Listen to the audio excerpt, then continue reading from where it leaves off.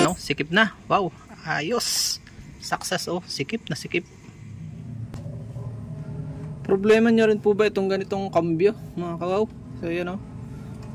Magandang buhay po sa lahat. Tayo po ay mag-aaral ano kung paano to maaari pa. Share ko lang itong teknik na ginagawa ko.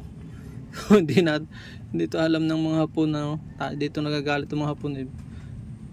Siranay binibili, ginagawa ng paraan ng mga Pilipino. So sa technique na ito ay yan o, loose thread yan. Ito ay cambio ng aking Honda CB, bumigay na, talagang hindi bumalik. Hindi ko alam kung spring, pero ito yung matagal ng problem. Pwede pa siya yung thread, hindi pa loose thread, nakakabyos lang. Hindi ko malaman kung meron medyo luag.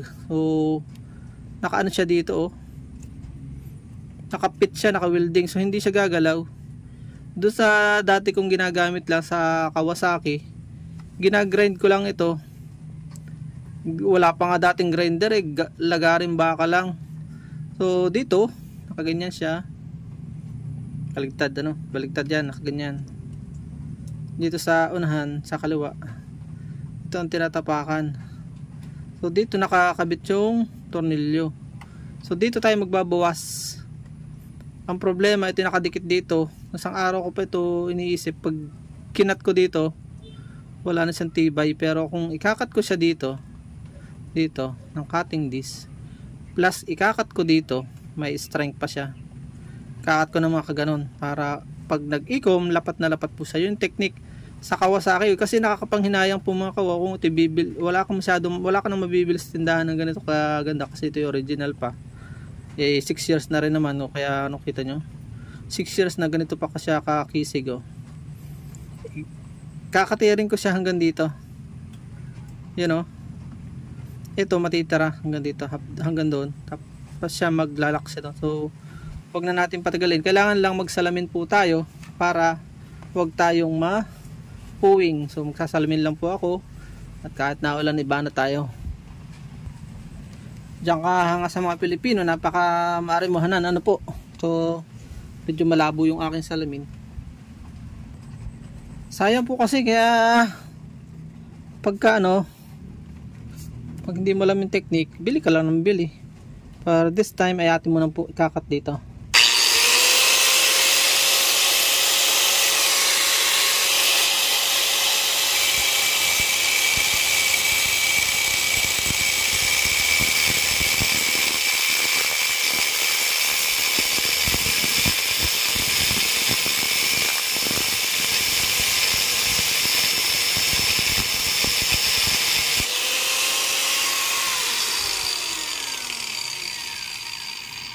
Malalim na agad oh.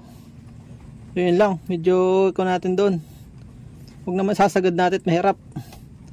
Para susukat lang po natin dito sa ka-level nito, itong tornilyo. Pagka nalagot na yun doon, pagka yan ay nilak, pwede na siya. Bubili kayo ng bagong tornilyo. Yun, tuloy ang ligaya. Mababaw pa.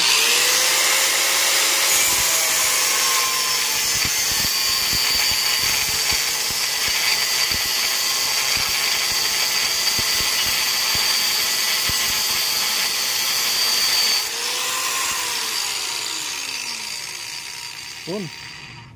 Konti na lang. At malalagot na natin to. Yun oh. Yan oh. Yan. So ganyan kadali. Tsaga lang.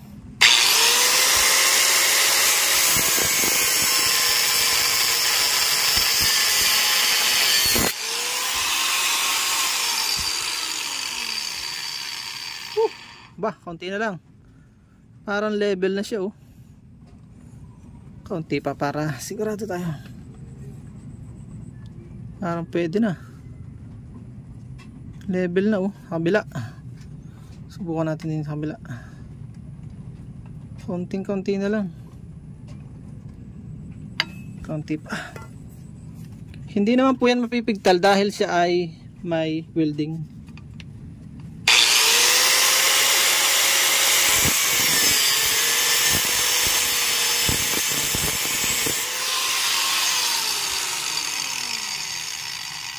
Ayos, level na dito. Sa kabila ay level na din. So titingnan natin. Dito tayo magbabawas sa kabila. Ito babawas, ikakat natin dito.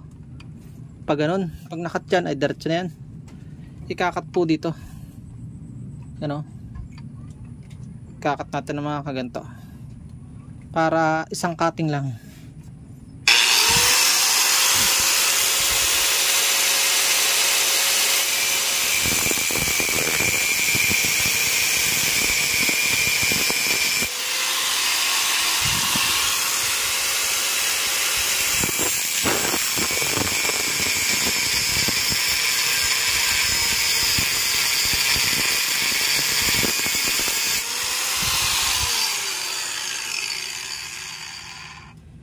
Check nyo po at minsan ay yung kakakat ko ng kutsilyo eh ano na pala yung aking short, sunog na pala. So yan o, kita nyo o, yan o, focus natin. Yan o, okay na to. Lapit na, konti na lang o. Maglalapat siya ngayon dyan dahil putol dito. Okay na, butas na doon sa kabila eh. Konting-konti na lang. Tsaga-tsaga lang. Medyo masakit. Masakit sa paa. Mahirap kasi wala kang mabilhan nito kahit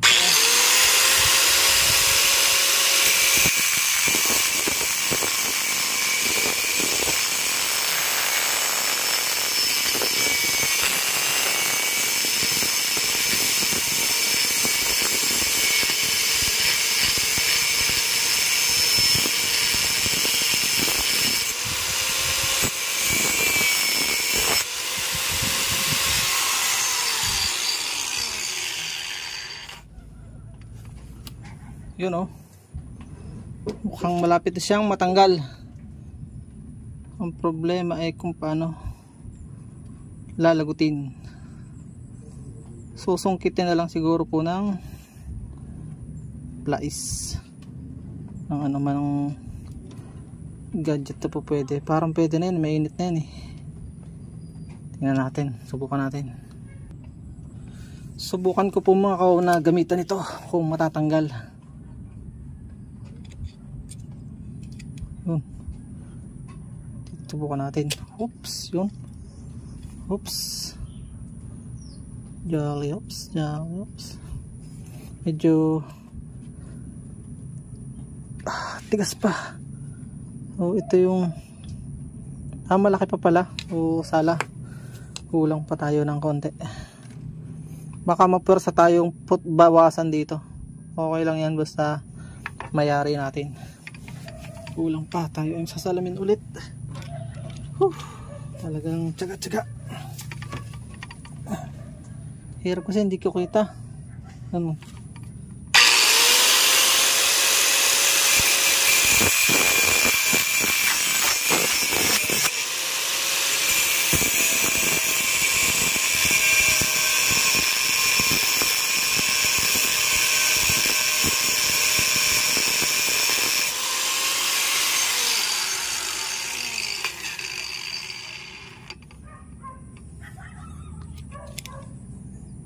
Malalim pa. Mapupwersa nga yata tayong bawasan dito. Anyway, wala talaga tayong magagawa kundi subukan ang lahat kaysa hindi magamit. Yun, nagagalaw ba?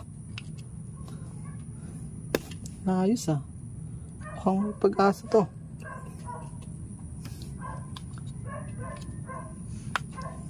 Kailangan wag matama dito eh, kasi pag tinama yan dito baka malustred.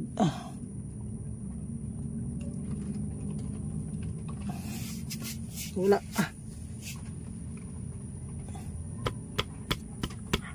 Kung Kawasaki ito, kung wala ito, meron kasi dito naka-welding eh. Maganda yung mga ganong style baga. Kaya ko sana kung may welding machine o gagawa ng sarili kong design. Nasira. Ito na may binili ko lang sa Japan itong mga ano ito. Oh. May malalim pa.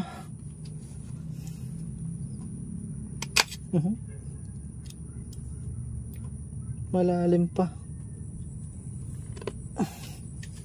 I-grind ulit natin. Konti pa. Tsaga.